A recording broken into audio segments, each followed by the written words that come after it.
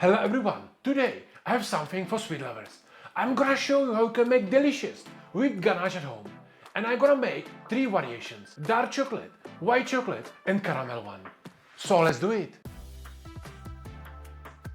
And let's start with dark chocolate whipped ganache. I'm gonna leave full recipes for everything in the description down below. And the process is very easy.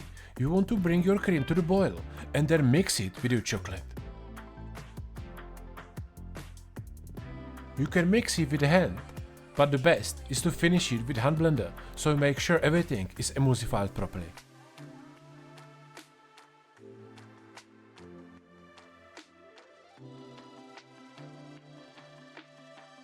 And now put the rest of the cream in, mix it properly and leave it inside the fridge overnight to set.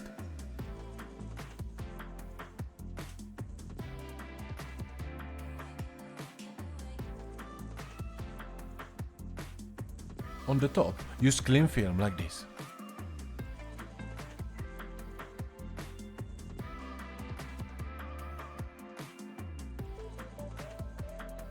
And the next day you can transfer it to the machine and whip it until you get nice consistency. And this is basic recipe, guys. Now you can experiment and put different spices in, like cardamom or cinnamon, or things like a chili, or you can also add some sugar or salt if you want. And now let's do the white chocolate variation. The recipe is a bit different, but the technique is similar. For me, I start with some vanilla paste and mix it with the cream. Bring it to the boil and pour it on top of my chocolate.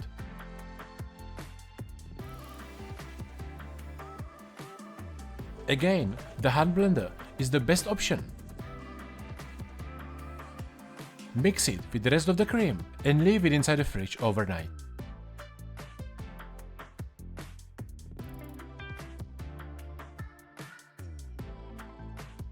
As you can see, this mix is much thinner, but that's okay.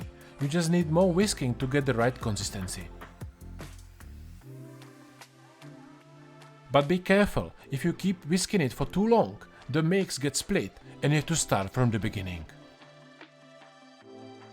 The last variation I want to show you is caramel ganache. This method is a bit more difficult, but nothing crazy. You start by mixing powdered gelatin and cold milk and let it soak up. You can also use gelatin leaves if you want to.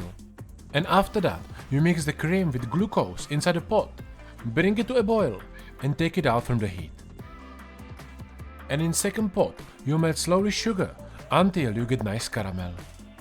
When you get nice color, put the cream in.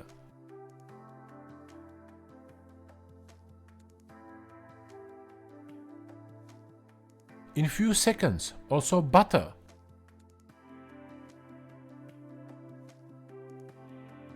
And at the end, rest of the cream.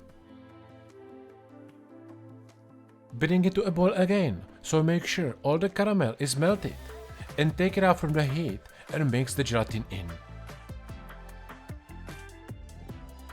I strain it, so I make sure there is no caramel or gelatin left. And again, overnight inside the fridge.